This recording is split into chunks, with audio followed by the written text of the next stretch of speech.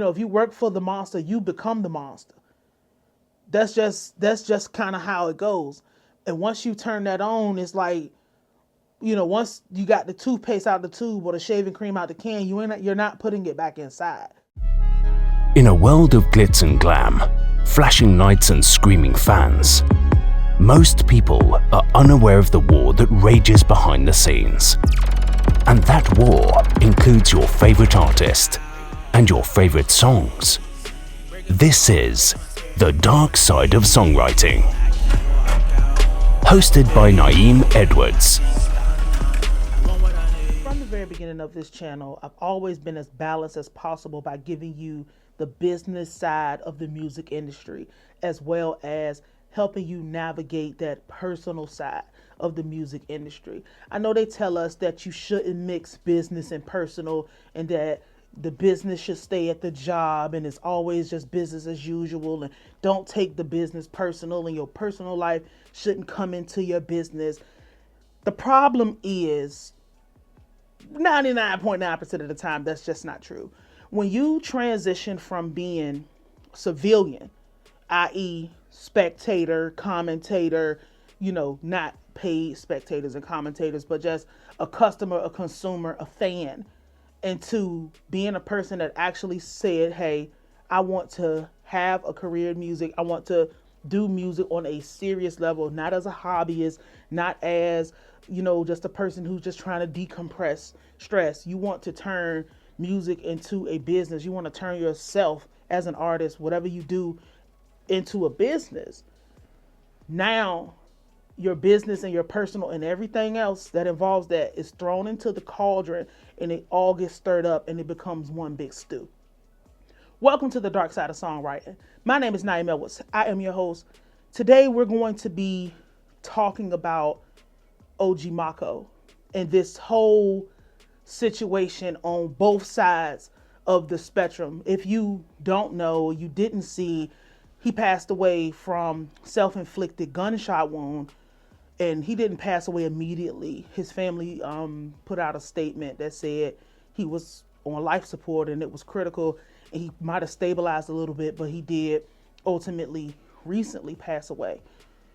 One of the hardest things, and it might not be the hardest thing, but it is definitely in the top 5 hardest things to accept when you transition from civilian life into industry life, is understanding that your genius and your talent, a lot of times it might not translate into what you think is going to translate into.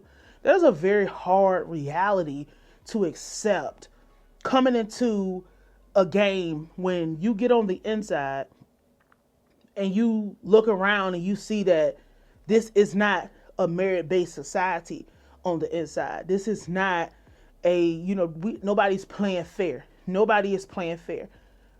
On that, when you was on the outside, you assumed that this person got to where they at because they were good. This person got to where they were at because they were talented. This person got to where they were at because they just had some type of it factor, and that made them somehow separate from regular people. But I think I got to sneeze. Give me a second.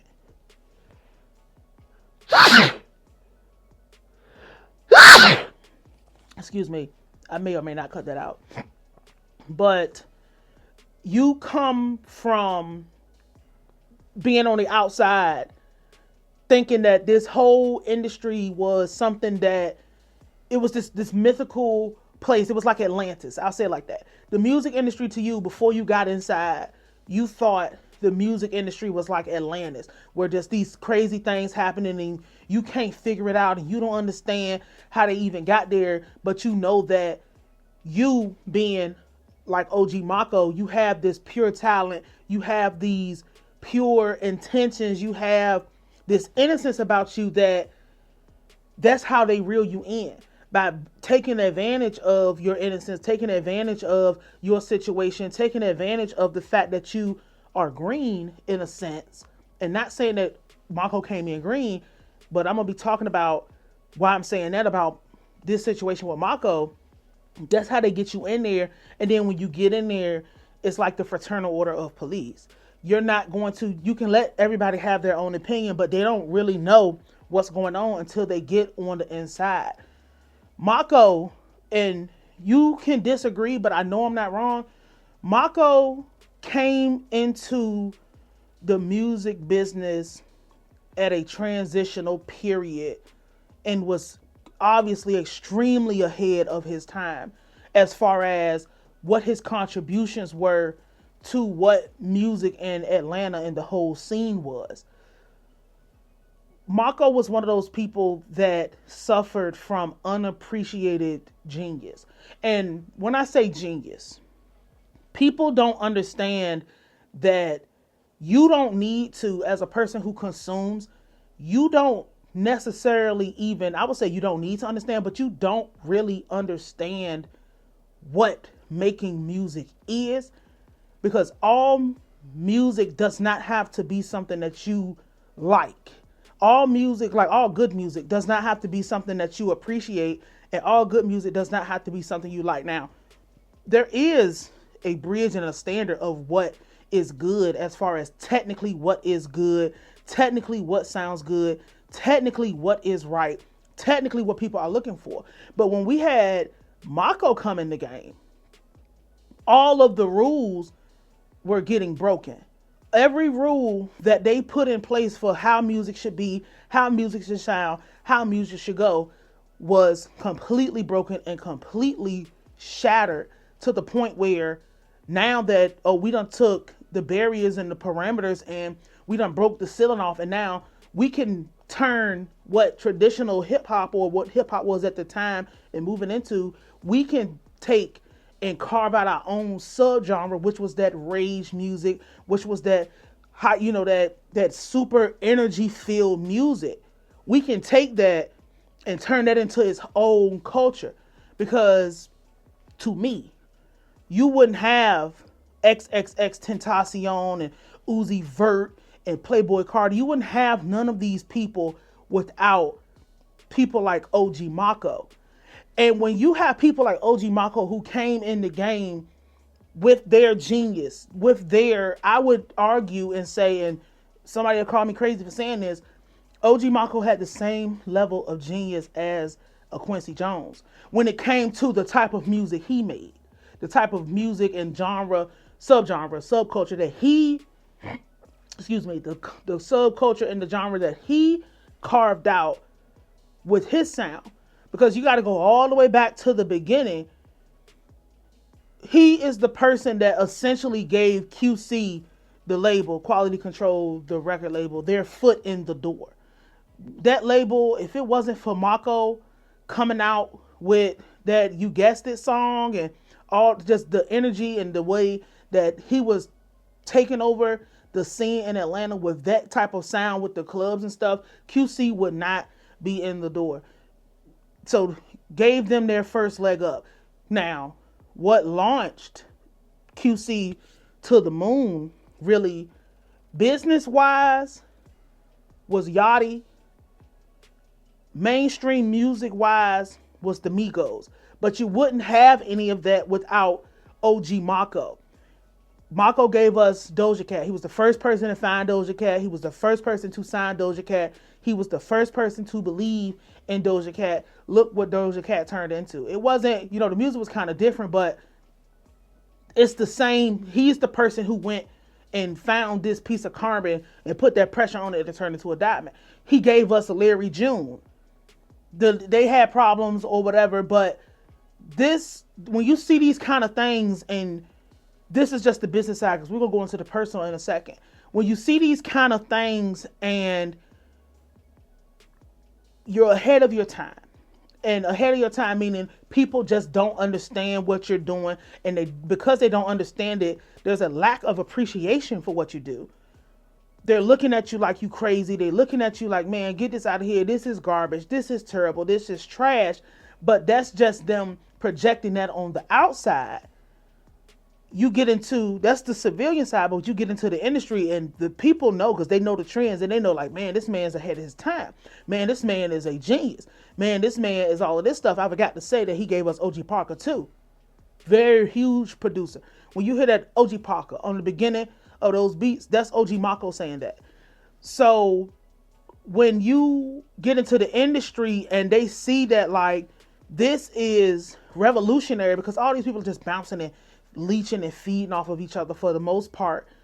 You got people like Beyonce taking your whole video treatment. That song 7-Eleven that Beyonce has completely stolen from OG Maco. Not lyrics and stuff like that, but the whole, when you watch the video, it's the same video in a sense. You got people just complete everything that you do. The people in the industry is just taking and picking it apart and taking from you, and they're getting the credit. They're getting the praise. They're getting the love for what you have done. That chips away at your soul. That eats away at your soul. That takes away from your mind, and it starts to produce these things in your mind that I'm not good enough. Why are these people stealing from me and not giving me my credit? Why are people doing all this stuff to me? But I'm always getting the short end of the stick. I'm suffering. I'm not getting what I'm supposed to be getting, but everybody can get rich off of me. That's the business side of it. And that's unfortunately, that is exactly what happened to him. Now, how does that transfer? That's just a synopsis. We could go deeper and deeper because there's a whole lot of stuff that he's done. He's the one, he showed us who the Migos was. We didn't mainstreamly know who these people were. He linking up with Mac Miller, all this stuff. Like, we didn't care before Maco did it, is what I'm saying. We might have knew who they was, but mainstream spotlights and shining and stuff you wasn't getting no love until we saw these people with him. In the very, very beginning, you had to just have been there if you don't remember that. When you go moving into the personal life, because people are chipping away at your life's work, because people are chipping away at your genius and your power, you think in your mind like, we all tell ourselves this, especially the writers over here. Shout out to Egole Diamond, man. He's the person who wanted me to, he's a songwriter. He wanted me to, I believe from Indiana, he wanted me to talk about this. And I know I just had to get this done because I know that this is the part that people don't necessarily understand when we talk about being a musician and having to accept the fact that there is going to come a time where somebody is going to try you. Somebody's going to take an idea you have. Somebody's going to steal something from you. Somebody's going to cheat you out of something. Like, it's going to happen. It just happens. Like, the best of us have been knocked down and knocked off our square. It is what it is. Sometimes we fight back and win. Sometimes we don't. The thing with Maco and how the business side of his life was going, in his mind, like I said, we all had these thoughts, is you can steal all you want to, you can downplay me all you want to. I'm a legend in my mind because I have the ability to continue to create. All you can do is steal. So when we have these situations, it's only so many times you can tell yourself that before you come to terms that everything else and everybody else is working against you. We compile that on top of your personal addictions, your personal vices, your personal problems, because people come into the business with issues. Nobody came into this business perfect. Nobody came into this business unscrutinized. Nobody came into doing this. Even people like Blue Ivy Carter, they've been dogging her since she came out the womb. They've been dogging her since she been in the womb. You're not coming into business, this kind of business, without people already dogpiling you, because you can't make people like you. You can't force people to participate. You can't do any of that. You have to actually get people. They can lie and play with the numbers all they want to, but if you have the people or not. When we have this situation where you already have all your own problems going on. So if you listen to his music and you read his lyrics, he always talked about, his suicidal ideations and his problems with drugs and his problems with depression and his problems with his mental health. You combine that with your drug problem, because I separate the two, because if you can fix one, usually you can kind of get the other one under control as well. So you have your already mental health issues. You have your drug issues. You're having personal issues with your family. You're having personal issues with your girl. Remember that car accident that he got in and it knocked the eyeball out his head? and he had to take, and he was looking and his eye was on the dashboard and he had to stuff that back in. Remember, he got that flesh-eating disease and it basically forced him to have to cover up his body and stuff. There's a lot. All those things combined with the fact that the business is not treating you right. The business do not appreciate you. You're not getting what you're supposed to. And the only people that appreciate you is this subculture of people that have been rocking with you in comparison to all the people who look at the contributions that I've made, and people are looking at me like I did something wrong for coming out and speaking up and speaking out against people like Beyonce stealing from me. All that takes a toll on your mind. What happened with him was, this is what this industry does to people. This industry takes people who were pretty much, now is just all screwed up, but you might have been okay and been stable, and it turns you into something unstable. And the reason that we don't hear a lot about this is because nobody ever goes deep into how even people get to this point. Nobody goes deep into telling the full story as to why and how a person would even be in a situation where, why would you be contemplating taking your own life? What would make you get to the point that you would want to take your life? Because make no mistake about it, if you know anything about people who have committed suicide, you know that you don't just wake up one day and just decide, yeah, today's the day. You just on some 24-hour change. Like, when you take your own life and you actually do it, one, there's not gonna be a preamble. You're not going to be like the way that you hear these rappers and stuff talk. If they're not talking strictly from a testimonial standpoint of, yeah, I almost did it. Like I heard NLE Chopper recently say, my eyes itching so bad. I heard NLE Chopper recently say that he was going to take his own life, but he had a daughter on the way. So he was like, whoa, my daughter need me. I can't leave her here. If you hear that, that sounds reasonable. But most of the time when a person is going to take, and you hear a lot of those stories when you go read, like if you read subreddits or you read people tell you about, like, they was on their way and it was just so inconvenient. It was like, man, forget this. I ain't about to do this. Those are real stories about when people are on their way to do it. It's what I'm saying is, when a person is going to take their life, they've been sitting on this for a while. So Maco, all the stuff that we mentioned in this video, all the stuff that I've been mentioning and we've been talking about with, and you can feel free to add any of the other stuff. I'm just the big things that you will know off the top of your head. All those things compound on each other. He probably felt like nobody appreciate me, nobody care about me, all people do is steal from me, all my family do is use me. I don't know if that's the case because, he seemed to have had a loving family, but all the people around him abandoned him and nobody cared. And look at all I'm going through. Why do I keep going through stuff? The worst of my life came after I came into this music business, after I came into this music industry, and that weighs on you. So it could have been years he's been sitting on thinking about taking his life. We don't know how long it's been, but we know that when a person does it, they do it, and they usually just get found. A lot of them don't leave notes. A lot of them don't say nothing. And if they do leave, I've been sitting on this for a while. I'm tired of hurting, the pain. The stuff you hear all the time.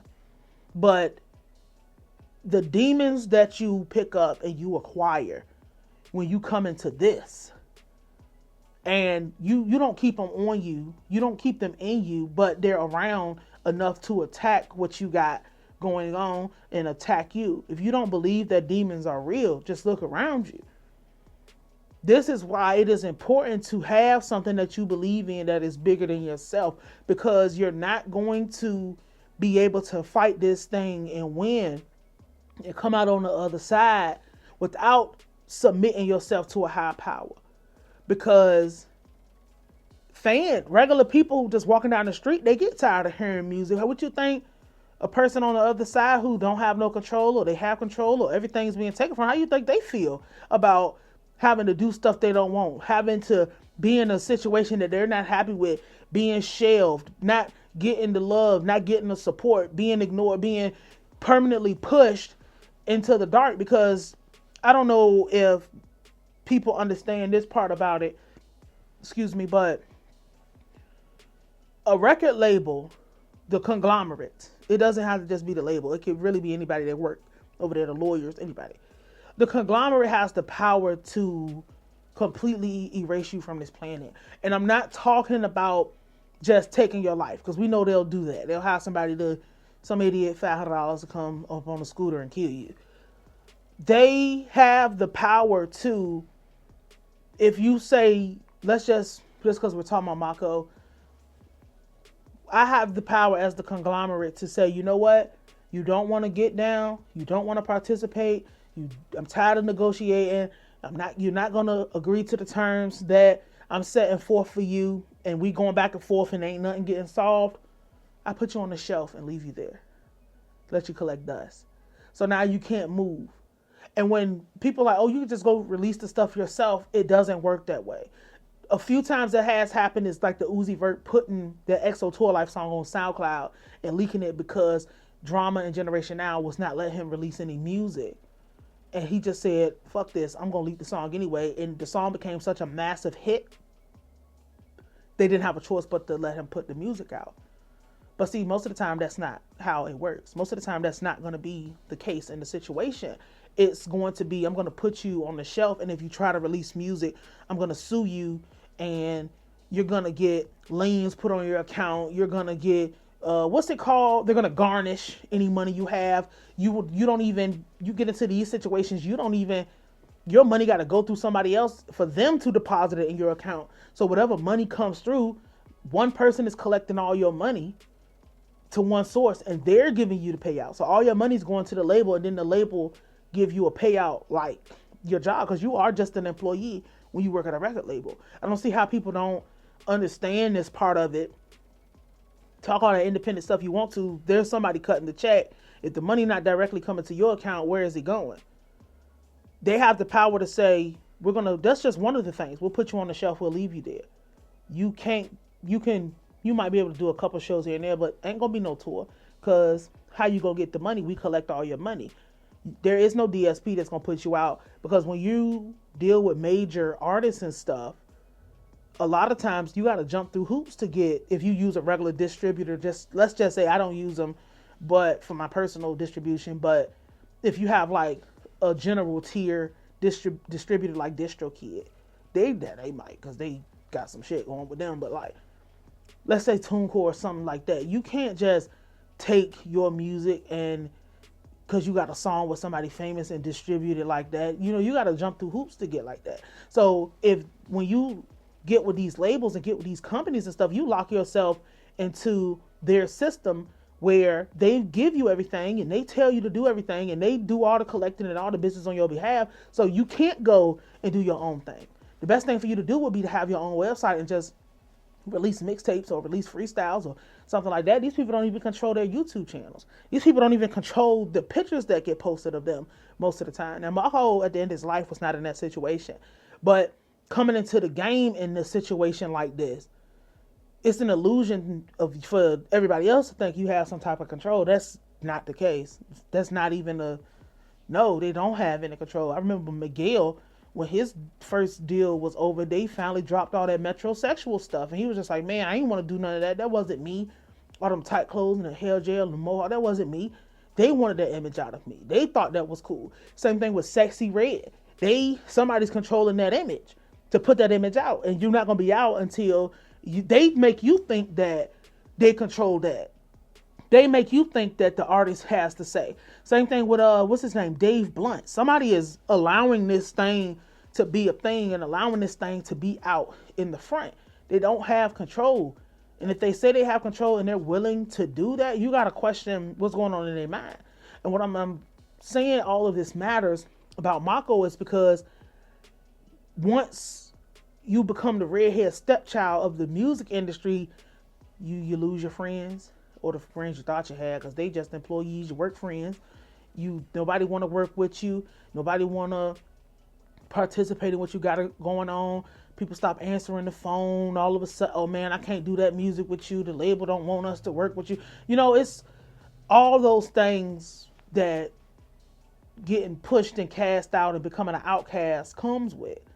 Those things take a mental toll on it. And again, the strongest of us have been played with, and a lot of people fall to the wayside because they can't handle it. I've seen regular people not be able to even handle just talking on the internet. So, you know, that becomes, it takes a toll on you. Everything we do this past year has been a lot for just me. Losing my grandmother and stuff is making me feel like, bro, I don't want to do this. Like, I'm tired of this. Like, I'm sick of doing this, but I understand that I have the ability personally to override how I feel about some of the stuff that I do. That's work related, because this is work, but I have the ability to override it. And I say this is work as in like, this is just like, I'm giving you the game. So you can understand where you are. You can pinpoint that. Maco, his whole life probably was just sadness after sadness after trial after trial after trial. And some people just, you know, we all got that point that we can handle. And then after that, that's it. You know, this is the saddest case of unrewarded talent, unrecognized and unrewarded genius. And that's who the industry is happy about that. And you can tell about how important that he was because nobody gave him no memorial. And I'm talking about the mainstream. Nobody came out and they didn't say anything about it for real. They, you know, only those of us who actually cared about him and cared about his music and cared about what he's done have said anything or done anything, you know. So what you want to do is get to the point. First, stop what you're doing and assess where your life is right now, so you can take care of your mind and stuff and realize that you're not going to, you know, if you work for the monster, you become the monster. That's just kind of how it goes. And once you turn that on, it's like, you know, once you got the toothpaste out the tube or the shaving cream out the can, you're not putting it back inside. You're gonna have to deal with the stuff, you know, spilling all out and being all out on there. You just hope that you can be surrounded by people that love you and care about you and can. It's just so crazy with this, because it's like he was dead set on doing this, so it was nothing that nobody could do about that. But looking at his life cycle as far as being in the public eye and how mistreated he was and how bad they did him, you can see how he even got to this point. And this is the dark side of songwriting.